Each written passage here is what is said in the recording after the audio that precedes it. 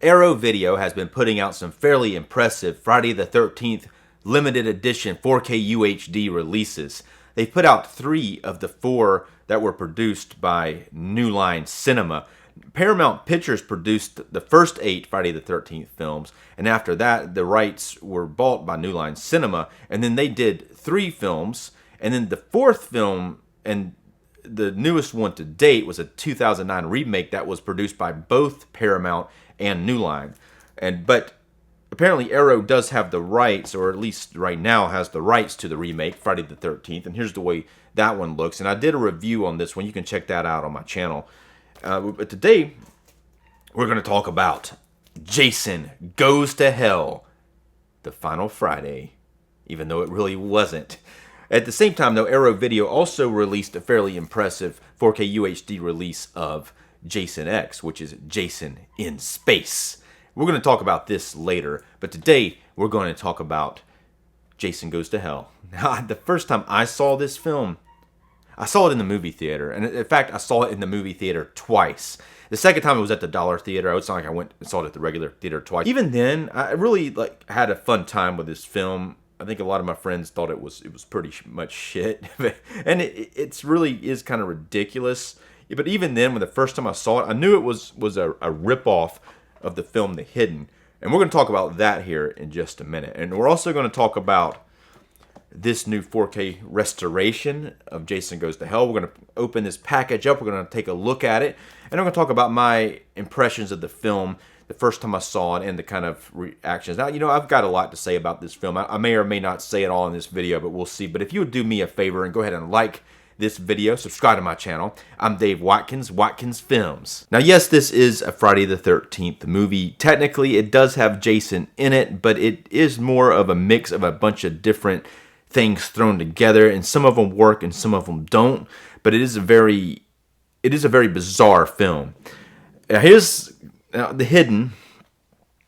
If anyone's ever seen The Hidden, which I think is a fantastic movie, and it has Kyle MacLachlan in it. Kyle MacLachlan, who would go on to play a very similar character in Twin Peaks. In this film, The Hidden, he plays an alien, but he's the good alien. Now, the bad alien is a monster that kind of goes from one human to the next. He starts off like it will basically go down the guy's throat. It will possess him, and then they're being chased by. It's been a while since I've seen The Hidden, but they're being chased, and then they get gunned down. And then there's a scene earlier on where this guy gets gunned down, and then he goes to the morgue, and then someone else in the hospital comes in, and then he basically goes to the guy in the hospital, and this thing comes out of his mouth, and it goes into this other guy, and then the other guy is the monster, and Kyle MacLachlan's character eventually shows up trying to track him. And The Hidden is kind of a little bit like Critters as well, but it's fairly unique. And this, I don't know, it needs to be seen more. This is probably better than Jason Goes to Hell. And now Jason Goes to Hell does have the same thing happen. It happens to Jason in the film. Jason, it's here's how it goes in the movie. So it starts off. This random girl comes up to this cabin in the woods, and she comes in, and then she takes off all her clothes and takes a shower, and then she comes out with a towel on, and of course Jason is hiding in the cabin. He attacks this girl, and she runs out into the woods, and then out of nowhere, all these army people come up, and then they shoot Jason. They blow him up with a bomb, like a grenade, and he's just all over the place. Pretty dead, right? You would think. So a couple of things about that. This is hilarious. Like one thing right away. Do you really think that these guys will be able to trick Jason Voorhees? All these army guys. I mean, there's that many of them. How are they all going to sneak out there without Jason knows about it? Jason knows everything that's going on at Camp Crystal Lake. He's not. You're not going to be able to pull the wool over Jason's eyes like that. And then, so a random girl comes in there, and then how is she able to get away from him and run out into the woods? Jason probably would have killed her way before she could get out into the woods. Now, we all know this, but we're going to let that slide just for the shocking effect of seeing Jason get blown to smithereens in the first scene, which was quite whoa when it first happened. But then after that, what happens is they bring his body to the morgue, and his coroner comes in there, and he's doing the autopsy. and then Jason's heart sitting there on the table, and it starts beating, and all of a sudden he eats it. And then he becomes possessed by Jason. And then he goes and later on finds another person, and he does the same thing they do in The Hidden, where this like big monster thing comes out of his mouth and it goes into this other guy's mouth, and then suddenly that guy's Jason. And it goes from one person to another. And then there's also more. There is like they try to change the lore, something crazy in this film. It's like they all of a sudden they pull into this Voorhees thing where they're also, I guess he has some other relatives of some sort that's like a girl that, and only that person can defeat Jason, and she has to do it with like a magical dagger. So that happens in this film. So then she has to defeat Jason with a magical dagger, but she doesn't know about it, and there's a lot of convolution going on here with the plot. There's a lot to deal with. Now I will say the film has some amazing practical special effects, some great prosthetics. It has a body melt scene.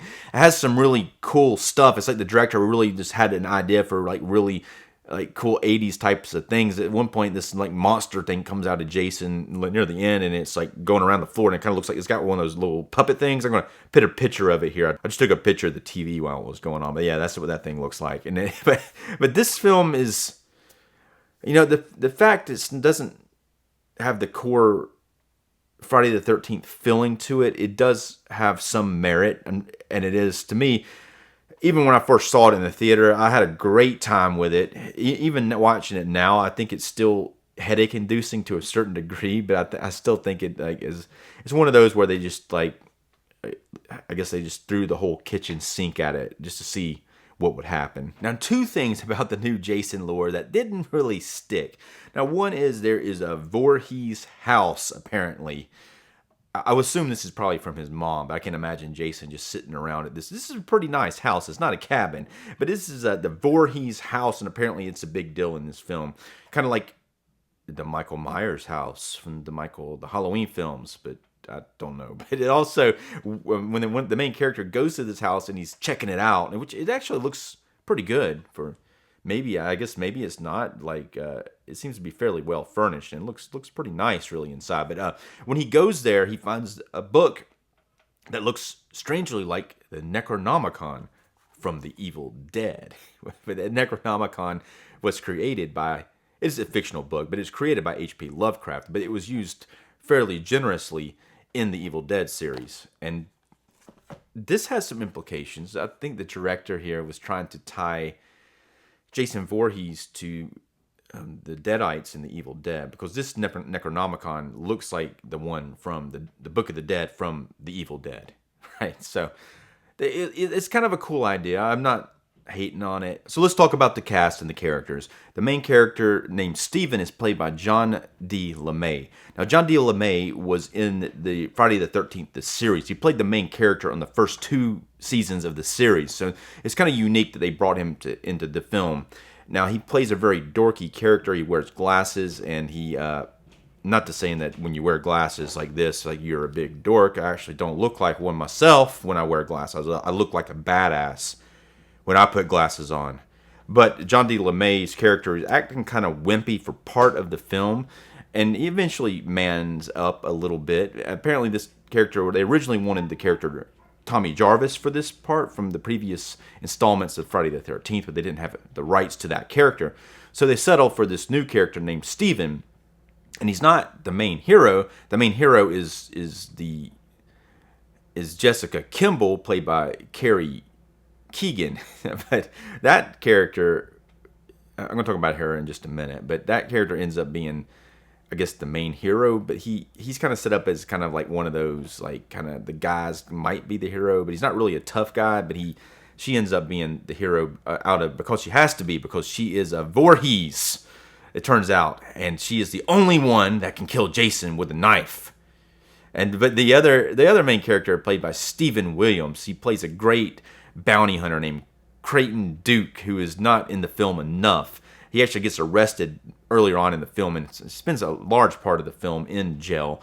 But great character. I think he's underused, and some of the scenes he's kind of ridiculous. But I would like to have seen more of Creighton Duke. And Stephen Williams does a great job. He played Rufus, the hunter Rufus on the show Supernatural, and so he did a great job on Supernatural, and he does a great job in Jason Goes to Hell, and I would like to see more of that character. Now back to Jessica Kimball, the Jason fighter. So she's a terrible character, and I don't really want to dog on the actress too much. I don't like the performance very much. I don't think she doesn't look to me like the Final Girl type. There's just, I don't like, the first time I saw her, I was just like, okay, that's her. But even worse though is the way that she's written. And the first thing is she's got a baby. They got this stupid baby that they have to contend with, and the baby turns out to be Steven's baby, but for some reason she doesn't let him see the baby. Now why? And there's no reason in the script that tells you why. Is he a drug addict? He doesn't seem to be. He seems to be a fairly responsible, likable person for the most part. So why won't she let the father of this baby see his baby? So to me, that's like, you suck. You suck, all right? Right off the bat, and you're supposed to be the hero of this thing. And then after that, like she keeps thinking, for some reason, she thinks like Steven's the killer. People keep getting killed, and she keeps thinking he's the killer. And he's like, and like no matter what she sees, it seems like forever she doesn't like believe the truth. She eventually does, but at one point she's like screaming and pitching a big fit. She runs into the police station, yelling and trying to tell them what's going on. And they're like, calm down, that sort of thing. And then they, so that is just annoying. I mean, it's just terribly written, and I'm not gonna say it's just terribly acted, but the shifts in this thing, and then at the end, out of nowhere, after all that, she all of a sudden becomes like a badass who kills Jason, I guess. I don't know. But Jason doesn't go. He does go to hell technically in this film, but you don't see him in hell. So if you're going to look at this film, now this is the Shout Factory one. If you want to see him in hell, it's not in this film. I think there may have been I think I've read somewhere. I may be mistaken, but I did read somewhere. I think that they did film some, or they had it written for like some sequence for him being in hell, but it either got cut or never got shot. But so let's take a look at this Friday the 13th Jason Goes to Hell set. Here it is. All right, I'm gonna pop this thing open. Here's a slip cover. On the inside, you have the same art. I've seen some people really hating this artwork. I think it's very consistent with the recent Friday the 13th release that they did. I think it's pretty good. I like it okay. Now, there are 2 discs in here. There is an unrated cut. This is the theatrical cut and the unrated cut. Now, I prefer the unrated cut. Some people might not. I want to talk about that here in just a moment, the differences between the unrated and the theatrical cut. There's also a poster here, and there is a booklet. There's a booklet here, and there's an advertisement for the Cell. Now, I recently did a review of this Cell. Arrow put out that film, and I did a review, and I like that film. It's pretty good. So here's Jason's body when it gets blown up from the autopsy. This is what this is. This is the autopsy report on the cover of it. Here's a shot of Jason in hell. I don't think that's actually in the film. That's cool. What is it? Yeah. So there's also, there's some pictures in here, and there's a lot of essays and pictures of that nature. This is it's kind of a flimsy booklet, but it's nice that they included it in here. There's a lot of information about Jason Goes to Hell. Now let's take a quick peek at this poster. Now this is a reversible poster. One side's the new artwork, and the other side is the original poster art for Jason Goes to Hell. Now I think I used to have the poster art for the original. I had a poster of this back in the day. I had it hanging on my wall back a long time ago, and it was awesome. It was hanging on my wall, and it looked a lot. It was a lot bigger than this. It was like a regular size poster, but it was fantastic. This film was previously released to Shout Factory via Blu-ray, and they had both cuts of the film, the unrated and the theatrical cut, both disc. It was part of this Friday the 13th set. They have a set from Scream Factory. You can still get this. It was on sale last week for like $50, but now it's back up. But it's a cool set. It's got all the recent. It's got all of the Friday the 13th films to date in it. And so since I have this, I was able to compare the Blu-ray to the new 4K. And I will say, this is quite an improvement on the video quality. And you can tell just because I put this in and I watched this and then I looked at this and I was like, okay, it's better. Now, what is it that makes this transfer so much better than the Arrow Blu-ray release? Could it be the HDR? Well, that certainly doesn't hurt.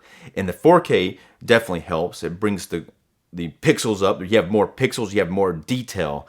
The black levels look terrific, especially. They're so much deeper. The blackness and just the shadow detail, that in itself, it looks terrific throughout this. Now, the film grain is fairly, in some scenes in the original, in the Blu-ray, you see a lot of film grain. This is much clean. It's much more cleaner. There seems to be a restoration and a color grading, like a slight color grading that seems to help the film. I'm going to read about the transfer in the Arrow autopsy booklet. It says both the theatrical and unrated versions of the film are presented in 4K resolution, in HDR10 and Dolby Vision. The original 35mm camera negative was scanned in 4K/16-bit resolution at Warner Brothers Motion Picture Imaging. A 35mm interpositive element was scanned in 4K/16-bit resolution for these sections, unique to the unrated version. And by the way, those specifically look a lot better because I did compare that. And I'm gonna actually throw up something from that. Now this is a shot here. See that? Now this is a shot from the Scream Factory Blu-ray that I thought looked particularly bad. Now this is the same shot in the Arrow release. Now to me that looks a lot smoother. Now it's hard to tell because these are just pictures I took from the TV. I took my phone and then took a picture, but you can kind of see here, but you can see it a lot better if you're actually looking at the TV. And here's another example of the same thing. Here's the Scream Factory right there, and then here's the Arrow of that same shot. The film was restored in 4K resolution and color graded, and there is a color grading. I want to show two shots to show you that there's a color grading. Here's a Scream Factory shot here, and again here is the Arrow shot. You can see the color grading is slight different. The new restored master of Jason Goes to Hell, The Final Friday, has been approved by director Adam Marcus. And by the way, there is an introduction to this that you can play from Adam Marcus, and he says something to the extent of, "Hey, congratulations, this is probably your fourth time owning this movie on physical media. Appreciate it." Something like that. And I'm like, you motherfucker. But he's right. I think I did own a VHS tape of this, and I think a DVD at one point, and then the Scream Factory, and now I got this 4K. But I wish I'd kept that VHS. I don't have it anymore, but that was a good one. Now I wanted to show you this shot here. You see this with these two women are hugging, and it's really soft focus in the Blu-ray, and you see how like the skin tones here look very vibrant, very saturated. Okay, now let's take a look at the Arrow release. Now you see here it still looks soft focus, but I didn't notice it being soft focus as much. But also the color grading is a lot different. The skin tone is more muted and looks more natural to me. And here's another instance here of something like here's a shot in all blue Creighton Duke near the end, and it looks very grainy in the Scream Factory. And then here is the Arrow 4K, very clean. It looks a lot better. In general, the 4K is going to impress you with the visuals. And the visuals are good. I think this director Adam Marcus did a really good job as far as the way that he shot things. I think he had a very big love for these other films. He pays homage to a lot of other films, not only The Hidden, where he completely takes the plot of The Hidden and steals it, but he does have an eye for visuals. I think a lot of his shots are really cool. He's got a lot of rack focuses and things of that nature.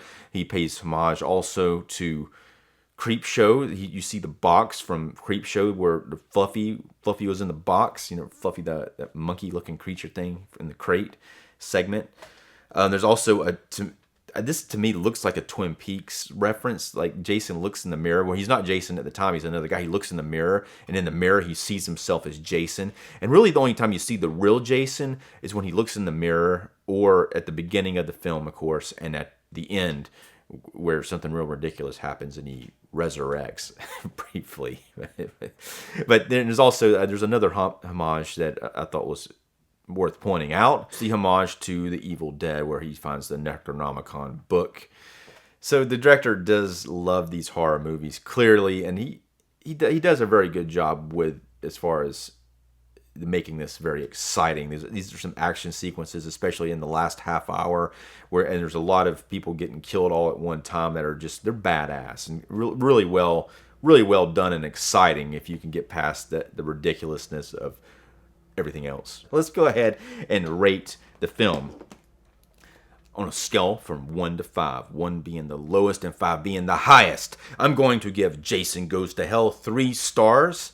I think this is an entertaining film. It is a bad film. It is both one of the best Friday the 13th films and one of the worst. And I think those two things can coexist. And if they do, that's what you got here. Jason Goes to Hell. I'm going to give Arrow Video, I'm going to give them a 4-star rating. I think they've done a terrific job on this. I like the limited edition packaging. I do like that both the discs are in here. The 4K transfer on both the unrated and the theatrical version looks terrific. And another thing about, I didn't mention this before, the differences between the theatrical and the unrated. And there's a sex scene earlier on in the film and in this tent, and it goes on much longer in the unrated version, and it's pretty gratuitous sex scene. I had to watch it like 4 times just to confirm that it was overly long. And I was like, okay, they went a little too far with it. It's too long. But there's also a lot more violence, which is awesome. In that same scene, the girl she's on top of the guy, like riding him, and really hard and really long in the unrated cut. But Jason thinks it's this kind of metal post, and he sticks it through her chest. And you don't see that much in the original cut. In this unrated cut, it sticks through her chest, and then he rips it up, and it rips her all the way up like this, and she's like in half falling on the dude, and it's pretty gruesome. And there's a lot of other gruesomeness to this unrated cut. I would recommend the unrated cut just to see more special effects. And if I doubt you want to see that sex scene, but it's there and it's longer. Anyway, let me know what you think about this release. And you know what they need to do? They have one more release that they haven't done yet from Friday the 13th from the New Line Cinema releases, and that is Freddy vs. Jason. Now, this needs to be the next one that they do. Let's hope they get that thing done here in the near future. But in the meantime, if you would go ahead and like this video and subscribe to my channel. I'm Dave Watkins. Thanks for watching.